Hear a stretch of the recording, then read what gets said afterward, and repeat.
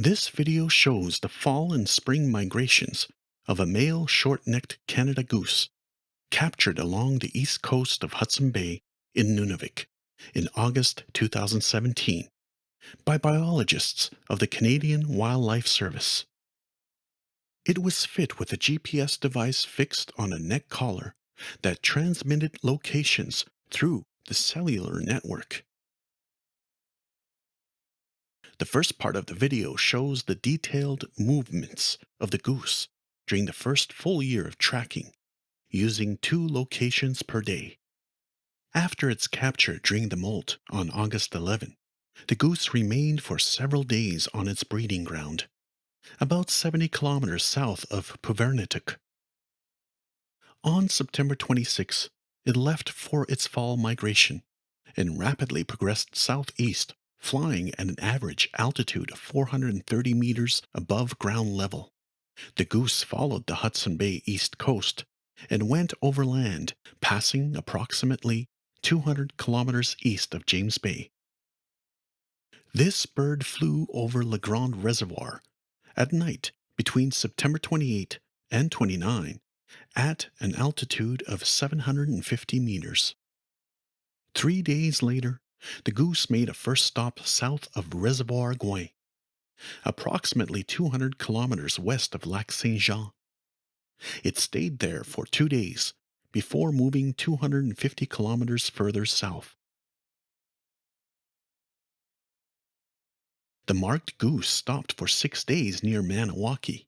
During this time, it made daily movements between Lake Greer, where it roosted, and the nearby agricultural fields where it was feeding. On October 10, the goose made a 1-day trip and flew 270 kilometers, crossing the Ottawa River just west of Nepean in Ontario up to New York State. It spent 60 days in the Watertown area, about 40 kilometers east of Lake Ontario. Again, it moved daily between several wetlands and agricultural fields. On December 10, the goose departed for its destination, flying 570 kilometers in 1 day and a half at an altitude of 170 meters.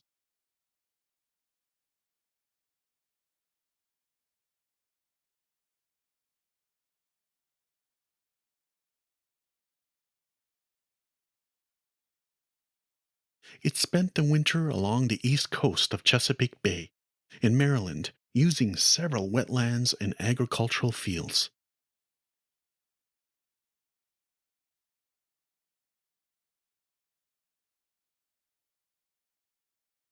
It stayed there for about 2 months and a half before going back north in late February.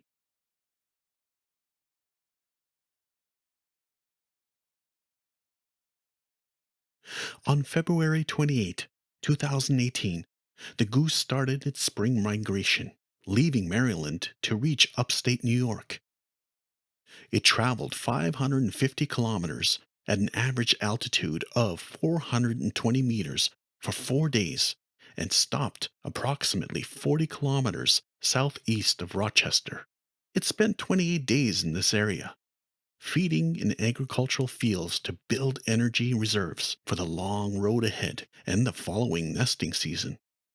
On March 31st, it left for a 4-day trip, crossing Lake Ontario and the St. Lawrence River to reach another important stopover area just east of Ottawa.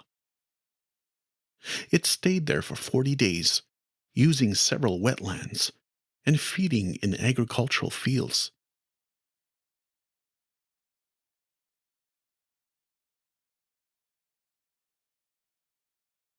On May 9, the goose left the Ottawa region to resume its migration north. It flew 600 kilometers at an altitude of 295 meters for 7 days to reach the Le Grand Reservoir, 250 kilometers southeast of Chesapeake. It used an area just south of the Le Grand Reservoir for 9 days before crossing the reservoir in the afternoon at an altitude of 110 meters in a northwest direction. On May 24, it arrived at another stopover, about 100 kilometers further north. It did not move very much during this time, possibly because most of the area was still frozen due to a very late spring. On June 3rd, the goose took off for a 1 day trip toward its destination. It flew 520 kilometers along the Hudson Bay coast.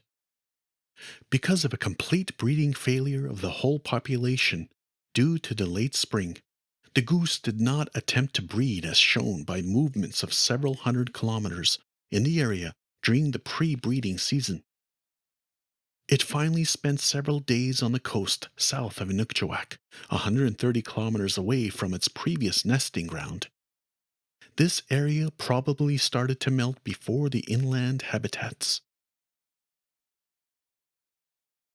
On June 13, the goose finally went back to where it had been caught the previous year.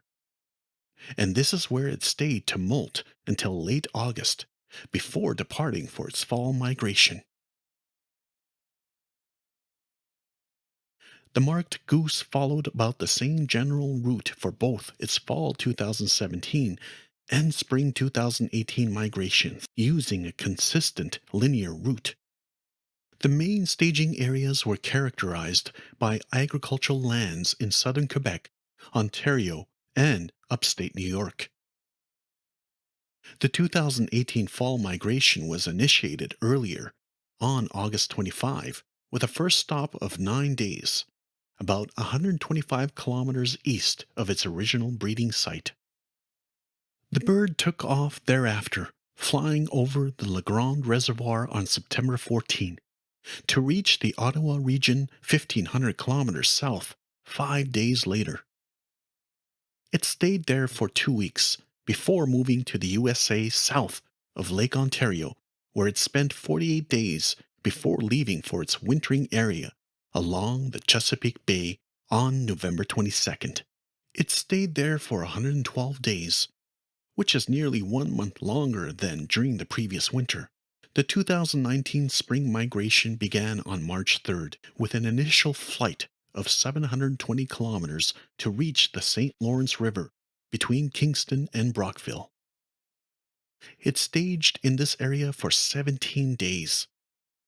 Its main spring staging area was located between Ottawa and Montreal, where it spent 39 days. It took off on May 12th and traveled 1,600 kilometers in 8 days to reach its breeding ground.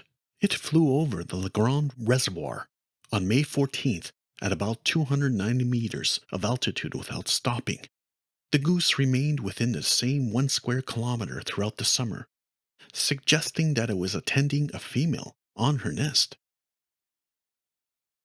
The 2019 fall migration started on September 5, with short flights towards the southeast and stops of 10 and 8 days, respectively.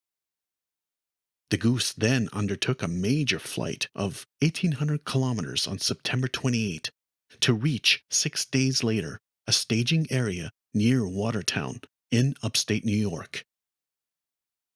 It stayed there for 14 days before moving back to its wintering grounds along Chesapeake Bay in Maryland. Short-necked geese are very faithful to their breeding, staging, and wintering grounds. They also moved between these areas, using the approximated same paths each year. Geese marked near Puvarnutuk migrate away from James Bay, preferring a more direct and shorter inland route. The use of hydroelectric reservoirs for staging was limited. In fall, the geese moved quickly in areas dominated by agricultural lands, where they spend their time feeding. In spring, they stayed south, using agricultural habitats as long as possible, waiting for the northern water bodies to become available after ice melt.